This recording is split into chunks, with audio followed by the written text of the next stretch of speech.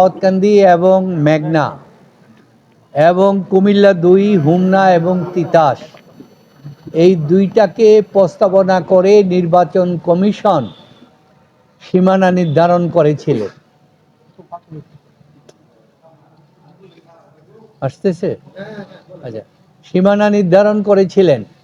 এই সীমানা নির্ধারণের বিরুদ্ধে আপত্তি দাখিল করেছিলেন। সেই আপত্তি দাখিল করেছিলেন আমাদের নির্বাচন কমিশনে আপত্তি দাখিল করেছিলেন। সেই আপত্তি দাখিলে অধ্যক্ষ সেলিম ভুইয়া উনি একজন আপত্তি দাখিল করেছিলেন। ওনাদের আপত্তিটা ছিল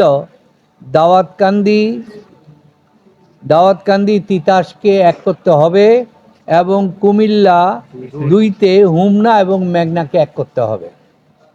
তো এইটা ২০২৪ সালে যে নির্বাচন হয়েছিল ওই নির্বাচনে ছিল, কিন্তু এর আগে ২০০৮, ২০১৪, ২০১৮ নির্বাচনে ওই আজকে যেটা আছে কুমিল্লা ১-এ দাউদকান্দি মেঘনা এবং কুমিল্লা ২ দাউদকান্দি হোমনা তিতাস ছিল।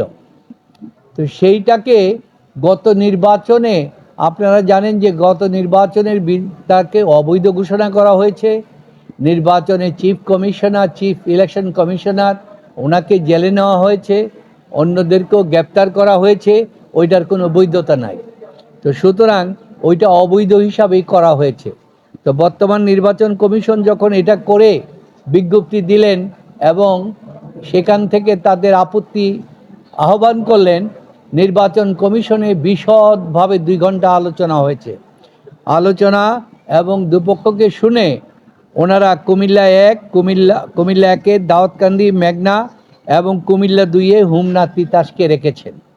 দাউদকান্দি এবং মেঘনাকে রাখার কারণ হচ্ছে, মেঘনার আপনারা জানেন আমাদের মেঘনা নদী থেকে যখন হাইওয়েটা আপনার মুন্সিগঞ্জের উপর দিয়ে গজারিয়ার উপর দিয়ে যাচ্ছে, এইটা গিয়ে আপনার দাউদকান্দি যখন ব্রিজটা পার হচ্ছে, দাউদকান্দির বাঁ সাইডেও দাউদকান্দি, ডান সাইডেও দাউদকান্দি, মাঝখান দিয়ে যাচ্ছে। আর মেঘনাটা হচ্ছে হাতের বাঁ পাশে। সেইখানে মেঘনা থেকে এই হাইওয়েতে রোড এসেছে। তো এইখানে নির্বাচন কমিশনের অন্যতম বিষয় হচ্ছে যোগাযোগ ব্যবস্থা।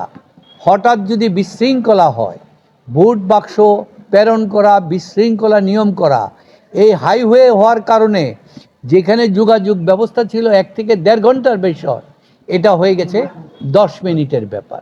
তো সুতরাং এইটা একটা বিশাল গুরুত্বপূর্ণ হিসাবে জিনিসটা করা হয়েছে।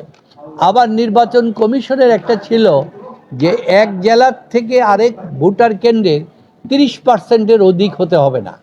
সুতরাং মেঘনা এবং দাউদকান্দি এবং মেঘনা যদি থাকে তাহলে এটা হয় 19%-এর কম।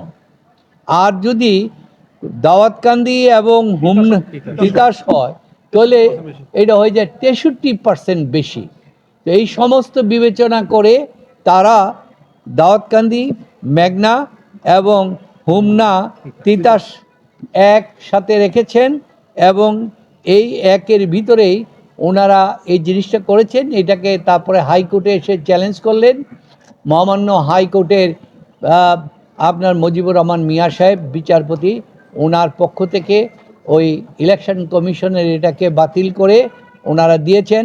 তখন আমরা আপিল বিভাগে চেম্বার জজে গেলাম, চেম্বার জন এটাকে স্টে করেছে এবং আজকে এটা শুনানির জন্য 2টা একসাথে এসেছে। মহামান্য সুপ্রিম কোর্ট 2টার শুনানি করে পাবনার ক্ষেত্রে যেই আদেশ দিয়েছেন, একই আদেশ দিয়ে ওনারা দেখেছেন যে না, নির্বাচন কমিশনের বিষয়টা ঠিক আছে।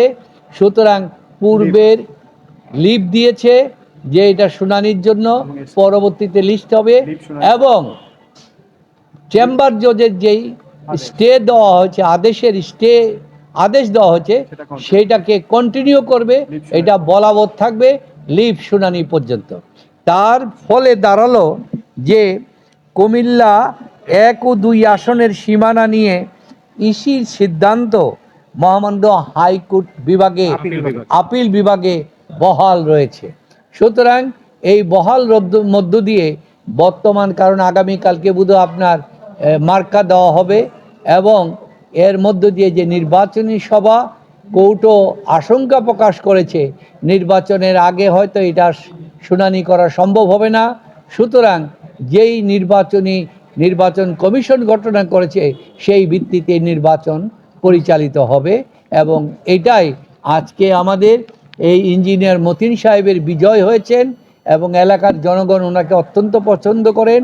আপনারা নিজেরাও স্বচক্ষে দেখতেছেন, উনি বেগম খালেদা জিয়ার অন্যতম এপিএস ছিলেন, পরবর্তীতে সিনিয়র সচিব ছিলেন, থাকলেও উনি একজন সাধারণ মানুষের মতো বেশ পোষা আচরণে চলেন। তাই দুই থানার এলাকার মানুষ তাকে অত্যন্ত পছন্দ করেন এবং যারা এসেছে তারা কিন্তু এলাকার বিএনপির সব নেতৃবৃন্দ, তারা ওই ক্যান্ডিডেটকে সেলিম ভুঁইয়াকে পছন্দ করছে না। এইখানে এলাকার বিএনপির প্রেসিডেন্ট, সেক্রেটারি, অর্গানাইজিং সেক্রেটারি সমস্ত কমিটিই ওনার পক্ষে রয়েছেন এবং ওনাকে বিপুলভাবে ভোট দিয়ে তারা জয়যুক্ত করবেন এই আশাবাদ ওনাদের ব্যক্ত। এটাই হচ্ছে আজকের দিন।